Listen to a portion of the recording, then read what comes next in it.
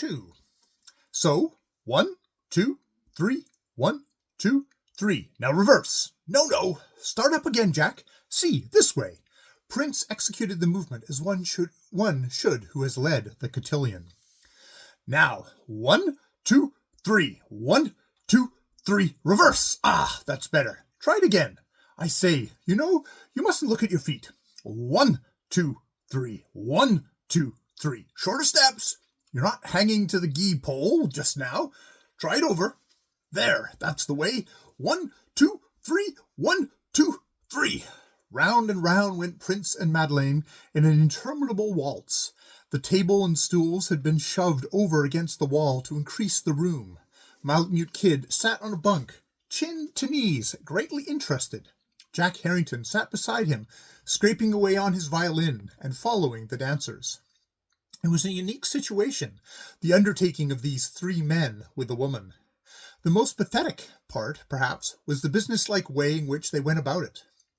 No athlete was ever trained more rigidly for a coming contest, nor wolf-dog for the harness, than was she. But they had good material, for Madeleine, unlike most women of her race, in her childhood had escaped the carrying of heavy burdens and the toil of the trail. Besides, she was a clean-limbed, willowy creature, possessed of much grace, which had not hitherto been realized. It was this grace which the men strove to bring out and knock into shape. Trouble with her, she learned to dance all wrong, Prince remarked to the bunk after having deposited his breathless pupil on a table. She is quick at picking up, yet I could do better if she had never danced a step. But say, kid, I can't understand this. Prince imitated a peculiar movement of the shoulder and head, a weakness Madeleine had suffered from in walking. Lucky for her she was raised in the mission, Malamute Kid answered. Packing, the head strap. Other women have it bad, but she didn't do any packing until she was married, and then only at first. Saw hard lines with her husband of hers. They went through the 40-mile famine together. But can we break it? Don't know. Perhaps long walks with her trainers will make the rifle. Anyways, they'll take it out some, won't they, Madeleine? The girl nodded assent. If Malamute Kid, who knew all things, said so, why it was so. That was all there was about it. She had come over to them, anxious to begin again. Harrington surveyed her in quest of her points, much in the same manner men usually do horses. It certainly was not disappointing, for he asked with sudden interest, "What did that beggarly uncle of yours get, anyways?" 1 rifle, 1 blanket, 20 bottles of hooch. Rifle broke. She said this last scornfully, as though disgusted at how low her maiden value had been rated. She spoke fair English, with many peculiarities of her husband's speech, but there was still perceptible the Indian accent, the traditional groping after strange gutturals. Even this her instructors had taken in hand, and with no small success, too. At the next intermission, Prince discovered a new predicament. "I say, kid," he said, We're all wrong. She can't learn in moccasins. Put her feet into slippers, and then onto the wax floor. Whew!" Madeleine raised a foot and regarded her shapeless house moccasins dubiously. In previous winters, both at Circle City and 40 Mile, she had danced many a night away with similar footgear, and there had been nothing the matter. But now, well, if there was anything wrong, it was for the Malamute Kid to know, not her. But Malamute Kid did know, and he had a good eye for measure. So he put on his cap and mittens and went down the hill to pay Miss Eppingwell a call. Her husband, Clove Eppingwell, was prominent in the community as one of the great government officials. The kid had noted her slender little foot one night at the governor's ball. As he also knew her to be as sensible as she was pretty, it was no task to ask of her a certain small favor. On his return, Madeleine withdrew for a moment to the inner room. When she reappeared, Prince was startled. "By Jove," he gasped. "Who would have thought it? A little witch! Why, my sister—" "Is an English girl," interrupted the Malamute Kid, "with an English foot. This girl comes of a small-footed race. Moccasins just broaden her feet healthily, while she did not misshape them by running with dogs in her childhood." But this explanation failed utterly to allay Prince's admiration. Harrington's commercial instinct was touched, and as he looked upon the exquisitely turned foot and ankle, there ran through his mind the sordid list: 1 rifle, 1 blanket, 20 bottles of hooch. Madeline was the wife of a king whose yellow treasure could buy outright a score of fashion puppets, yet in all her life her feet had known no gear save red-tanned mock moose hide. At first she had looked in awe at the tiny white satin slippers, but she had quickly understood the admiration which shone, manlike, in the eyes of the men. Her face flushed with pride. For the moment she was drunken with her womanly loveliness. Then she murmured, with increased scorn, "And 1 rifle broke." So the training went on. Every day Malamute Kid led the girl out on long walks devoted to the correction of her carriage and the shortening of her stride. There was a likelihood of her identity being discovered, for Cal Galbraith and the rest of the old-timers were like lost children among the many strangers who had rushed into the land. Besides, the frost of the north had a bitter tongue, and the tenderness of the women of the south, to shield their cheeks from its biting caress, were prone to use of canvas masks. With faces obscured and bodies lost in squirrel-skin parkas, a mother and daughter, meeting on a trail, would pass as strangers. The coaching progressed rapidly. At first it had been slow, but later a sudden acceleration had manifested itself. This began from the moment Madeline tried on the white satin slippers, and in doing so found herself. The pride of her renegade father, apart from any natural self-esteem she might possess, at that instant received its birth. Hitherto she deemed herself a woman of an alien breed, of inferior stock, purchased by her lord's favour. Her husband had seemed to her a god who had lifted her, through no essential virtues on her part, to his own godlike level. But she had never forgotten, even when young Cal was born, that she was not of his people. As he had been a god, so had his womankind been goddesses. She might have contrasted herself with them, but she never compared. It might have been that familiarity bred contempt, however. Be that as may, she had ultimately come to understand these roving white men and to weigh them.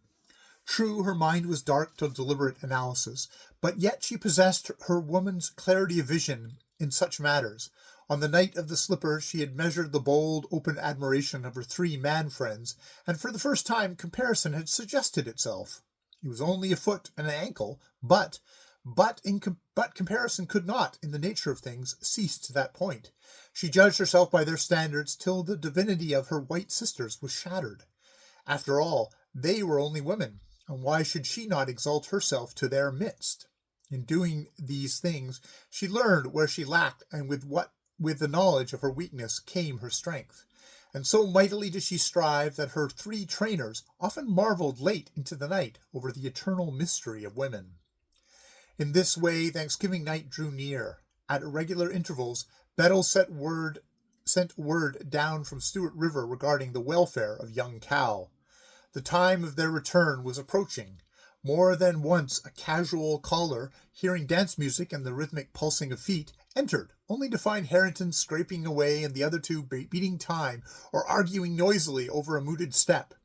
Madeline was never in evidence, having precipitously fled into the inner room. On one of these nights, Cal Galbraith dropped in. Encouraging news had just come down from Stewart River, and Madeline had surpassed herself, not in walk alone and carriage and grace, but in womanly roguishness. They indulged in sharp repartee, and she had defended herself brilliantly, and then, yielding to the intoxication of the moment and of her own power, she had bullied and mastered and wheedled and patronized them with most astonishing success. And instinctively, involuntarily, they had bowed, not to her beauty, her wisdom, her wit, but to that indefinable something in women to which man yields, yet cannot name. The room was dizzy with sheer delight as she and Prince whirled through the last dance of the evening. Harrington was throwing in inconceivable flourishes, while Malamute Kid, utterly abandoned, had seized the broom and was executing mad gyrations on his own account. At this instant the door shook with a heavy rap-rap, and their quick glances noted the lifting of the latch. but they had survived similar situations before. Harrington never broke a note. Madeline shot through the waiting door to the inner room. The broom went hurtling under the bunk, and by the time Cal Galbraith and Louis Savoy got their heads in, Malamute Kid and Prince were in each other's arms, wildly scottishing down the room. As a rule, Indian women do not make a practice of fainting on provocation, but Madeline came as near to it as she had ever had in her life. For an hour she crouched on the floor, listening to the heavy voices of the men rumbling up and down in mimic thunder.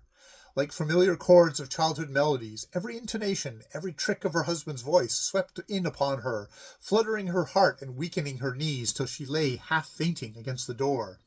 It was well she could neither see nor hear when he took his departure. "When do you expect to go back to Circle City?" Malamute Kid asked simply. "Hadn't thought much about it," he replied. "Don't think till after the ice breaks. And Madeline?" He flushed at the question, and there was a quick droop into his eyes. Malamute Kid could have despised him for that, had he known men less.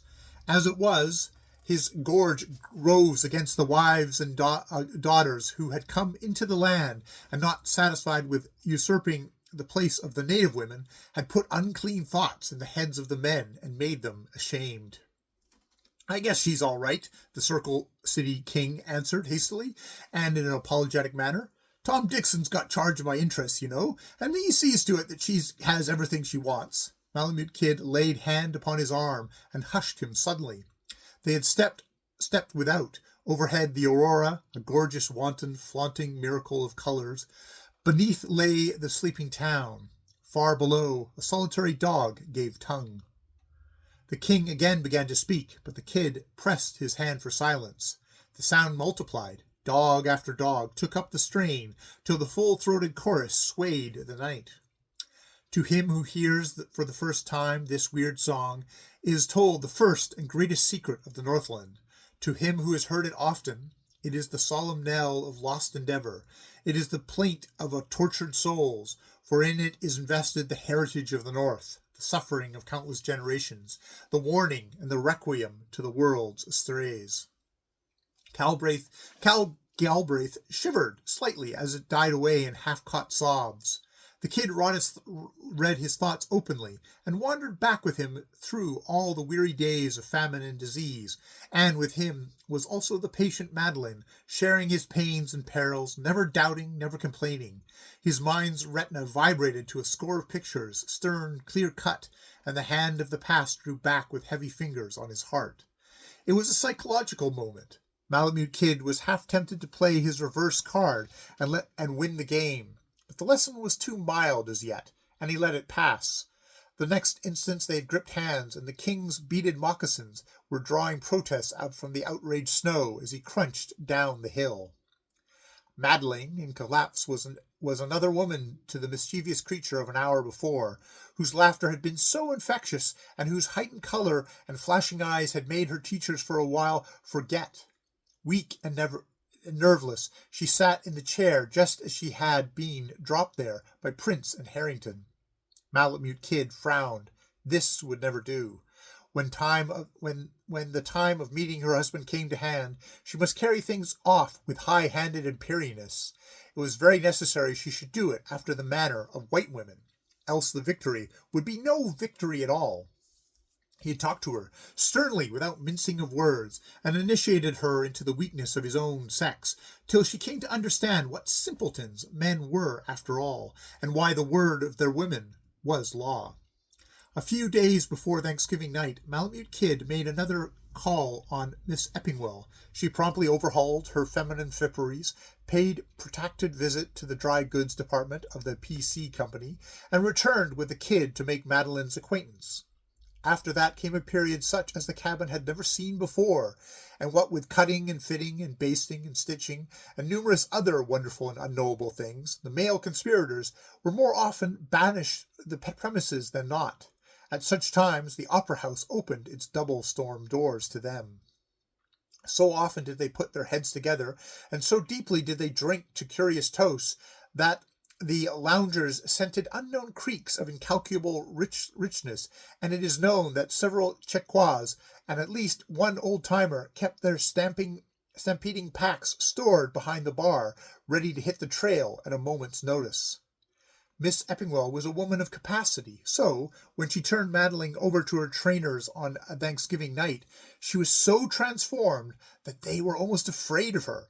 Prince wrapped a Hudson's Bay blanket about her with a mock reverence more real than feigned, while Malamute Kid, whose arm she had taken, found it a severe trial to resume his wonted mentorship. Harrington, with the list of purchases still running through his head, dragged along in the rear, nor opened his mouth once all the way down into the town. When they came back to the door of the opera house, they took the blanket from Madeline's shoulders and spread it on the snow. Slipping out of Prince's moccasins, she stepped upon it in new satin slippers. The masquerade was at its height. She hesitated, but they jerked open the door and shoved her in. Then they ran around to come in by the front entrance.